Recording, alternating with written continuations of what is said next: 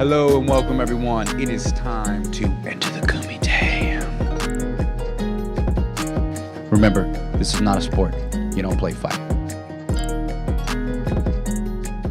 What's up, fight fans? Today we're joined by Landon Kelley. He has a fight coming up against Aaron Peterson at XKO 55 on February 18th. Landon, thanks for coming in, man. Thanks for having me. How are you feeling right now leading up to the fight? I actually feel really good. I'm feeling really confident. I'm getting better every day. I feel like I'm progressing quickly. I feel like it's going to be a way better version of me than my last fight for sure.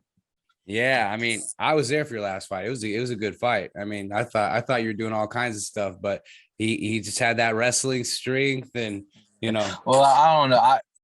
I'm disappointed in myself. I did a lot of dumb things in the fight, like my feet being too close against the cage, me not wizarding right and getting the underhooks and turning.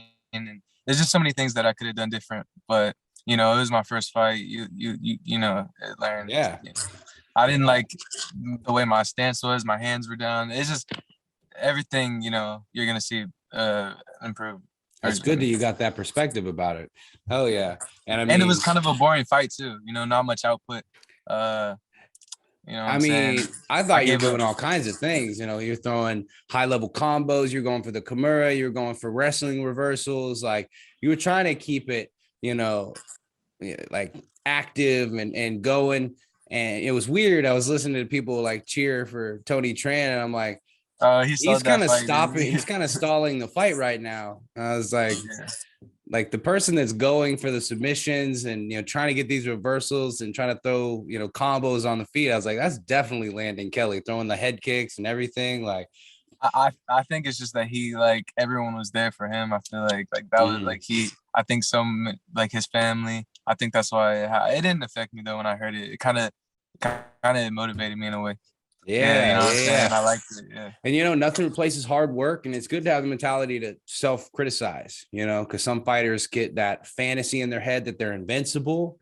So it's like, even though you got the win, you took lessons from that and you're like, I can do better. So that's a big part of it right there. So how long have you been training and what brought you into MMA, man? I've been training for about 4 years, but after my first year, I'd taken like 6 months off. So, 3.5 I don't know. I just love the sport. And so I went to one day when I was 14 years old, I went to the UFC gym in North Richland Hills. It's not there anymore, but I went there and there was coaches like Dieter Navarro there and Brandon Bradshaw. And I just started training in jiu-jitsu. And then when I got coronavirus happened, so the gym closed down. So we all went to All-American after that. And my teammates from All-American, one of my teammates from All-American was a coach at the gym I'm at now. And so about 6 months ago, I transitioned to the Lamb 4 striking, and I've been with him for about a half a year now. Yeah, Lamb is good. He's really good. Yeah. No, I like that. Do you have any specific martial arts that you prefer or just feel natural to you? Grappling just feels really natural to me, even though my last fight didn't show it. Yeah. But grappling feels natural to me. Striking, I'm learning. I feel like I'm doing better in every day. I got a good jab, long jab. So. Yeah, I mean, you're very long. Yeah. You're going to be longer than a lot of the guys that fight at that weight class for sure. And I think that's definitely some advantages that you can really lean into, coming into a lot of these. So, I got to ask, got to give proper credit where credit is due. I know you kind of answered it, All-American to Lamb 4. But where do you train and what do you think your team brings to the table that's special to them? So I train at Lamb 4 Striking Academy.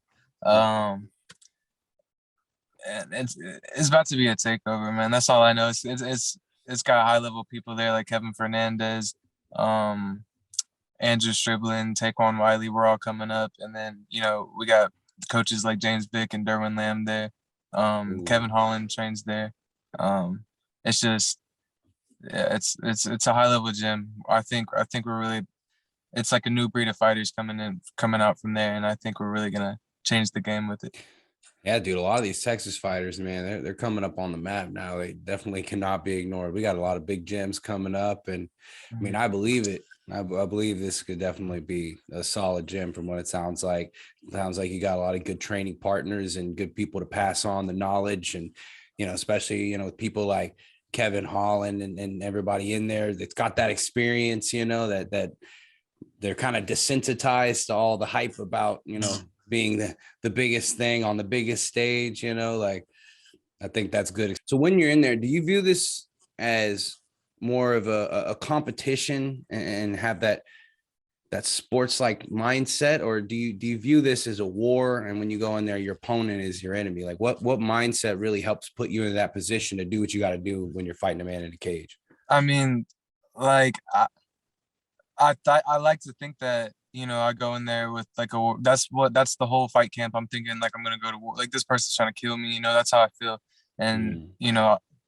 like a fight to the death almost. But when I was in there, I felt really calm, and it did just feel like a competition or a sport. I didn't feel like pressure. I didn't feel like um, I didn't feel like angry or any emotions. I just wanted to win. That's all I wanted. Yeah. Uh, so we're actually going to be interviewing you and Aaron Peterson this go around. So do you have a particular message that you'd like to relay to Peterson before going into the fight? No, no, not really. I don't have anything bad to say about him. He seems like a nice dude. Uh, we're just gonna fight. You know what I'm saying? I like it, man. This the sportsman like, you know, sportsman like take there. So we have a saying here at Enter the Kumite. This is not a sport. You don't play fight. Mhm. What are your thoughts on that? Do you view MMA as a sport, or do you see it as something maybe more than that? It's more than a sport. Like I agree with you. It's a fight. You could die doing this. Anybody could die. Um, People have died doing it, and Yeah. it, it's combat. It's more than just a sport. It's a It's war. human. Yeah. It's, It, it's you two know, dudes trying to choke each other out or knock each other unconscious. It's a whole different. You know, it's exactly. not. It's not. It's not like just shooting a basketball and hoop or like getting a touch. You know what I'm saying? Like Yeah, you play nothing against baseball, those you sports. play Nothing. basketball. You just Yeah. can't play fight. You can't make Nothing that shit against up. That's as human nothing as it against gets, those really. sports either. Yeah, nothing against those. I'm just saying it's just not the same. You don't play fight. Yeah. So I like to ask in all my interviews this one particular question because I feel like it says a lot about someone without having to ask too many questions. Why fighting, man? Like, what drove you to choose such a trying path that really challenges the limits of your spirits and your self-confidence? Because you're alone in there. There's no one else you can put the blame on. Like, in some ways, it's almost like fighting yourself, Mhm. So It's just I don't know. I feel like I thrive in that. It's just what I love. I love the feeling knowing that you know you could lose or it's a winning sport. You know, It- I, I love the feeling of you're about to go in there and fight in front of people. I don't know. I don't know why. I'm good at it too. I feel like I wasn't really good at other sports besides like wrestling, jujitsu, mhm. striking. That's like, this is, yeah, I Yeah, it think that's definitely why. takes a very specific kind of breed of person to go in there one on one, mano y mano, and lock the cage and go in there and fight. It definitely you have to be cut from a different kind of cloth to do that. Uh, so a lot of people believe that someone's ancestry can influence their determination and particular skill sets. Do you think there's any truth to that? And do you think your ancestry has equipped you with any specific attributes that help make you the warrior you are today? I don't know. Like a lot of my people have Irish tattooed on in my family on them, Mm-hmm. um, because we're Irish Yeah, family. man. Me too. I feel you, bro. Ah, so I gotta ask, man. Like, where are you going? Where do you see yourself being in 5 to 10 years? And if you could choose any MMA organization to be a part of, what would it be? Obviously, UFC, but I want that to be my last organization. I want to go to, you know, maybe do a couple pro fights in XKO and then go to Bellator.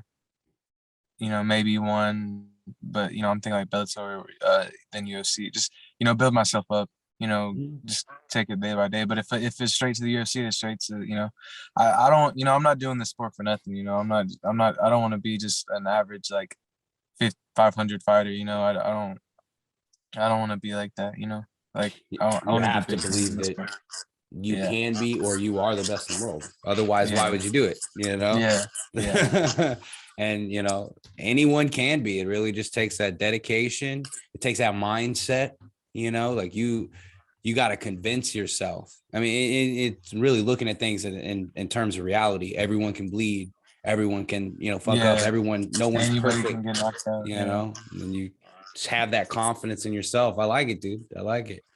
So do you want to make any shout outs or do you have anything to say to the people, tuning into your fight on February 18th? Yeah. Uh, Coach Lamb, James Vick, thank you for getting me ready for this fight. Kevin Fernandez has helped me a lot too.